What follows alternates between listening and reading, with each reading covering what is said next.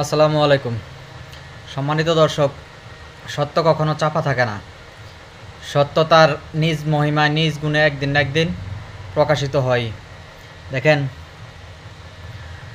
আজকে একটা নিউজ প্রচারিত হয়েছে বলতে একটা নিউজ সামনে এসেছে।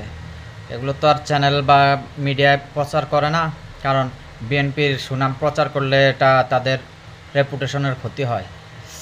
কারণ বট বাহিনী ঝাঁপিয়ে পড়ে বিএনপির সুনাম করলে, যে কোনো চ্যানেলের উপর ঝাঁপিয়ে পড়ে বট বাহিনী। তাই বিএনপির কোনো সুনাম কোনো টিভি চ্যানেল বা নিউজ পত্রিকা থেকে আসে না, নিউজ পেপারে আসে না।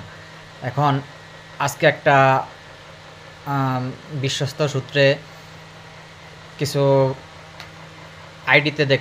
বিশ্বস্ত কিছু আইডিতে বড় বড় পেজে দেখলাম, জুলাই অভ্যুত্থানে জনাব সালাউদ্দিন আহমেদের কাছ থেকে ৮ লক্ষ টাকা নিয়েছেন সমন্বয়করা। এখন আমার কথা হলো, এই সমন্বয়করা গতকালকে সালাউদ্দিন সাহেবের একটা বক্তব্য নিয়ে আজকে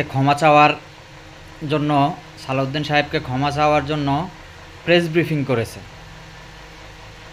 তো সালাউদ্দিন সাহেবের অপরাধ কি? তিনি গতকালকে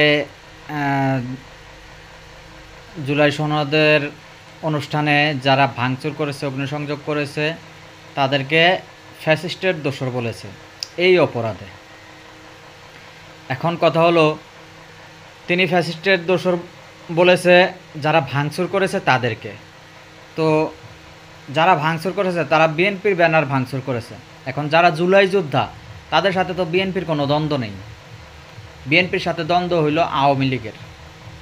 বিএনপির জাত শত্রু হইল আওয়ামী লীগ। তো যারা বিএনপির ব্যানার ভেঙেছে তারা অবশ্যই আওয়ামী লীগের ছিল। জুলাই যারা অভ্যুত্থান ঘটিয়েছে তাদের সাথে তো বিএনপির কোনো দ্বন্দ্ব নেই, তাদের সাথে বিএনপির কোনো শত্রুতা নেই। রাজনৈতিক মত পার্থক্য থাকতে পারে, রাজনৈতিক আদর্শ আলাদা হতে পারে, কিন্তু তাদের সাথে কোনো শত্রুতা নেই। তার মানে যারা ব্যানার ভেঙেছে, বিএনপির ব্যানার ভেঙেছে, যারা আগুন জ্বালিয়েছে, তারা পতিত স্বৈরাচারের দোসর ছিল। এখন কথা হলো, এই যে জুলাই অভ্যুত্থানে আপনারা সমন্বয়করা সালাউদ্দিনের কাছ থেকে ৮ লক্ষ টাকা নিয়েছেন, এতদিন পরে আমরা জানতে পারলাম আরও অনেক নেতাদের কাছ থেকে অবশ্যই আপনারা টাকা নিয়েছেন। এখন কথা হলো, আপনারা তো তাহলে দেশের জন্য যুদ্ধ করেননি, আপনারা দেশের জন্য লড়াই করেননি, আপনারা টাকার জন্য কামলা খেটেছেন। তার মানে আপনারা জুলাই যোদ্ধা না, আপনারা হলেন টাকার কামলা, জুলাই কামলা। আপনারা আজকে থেকে আপনাদের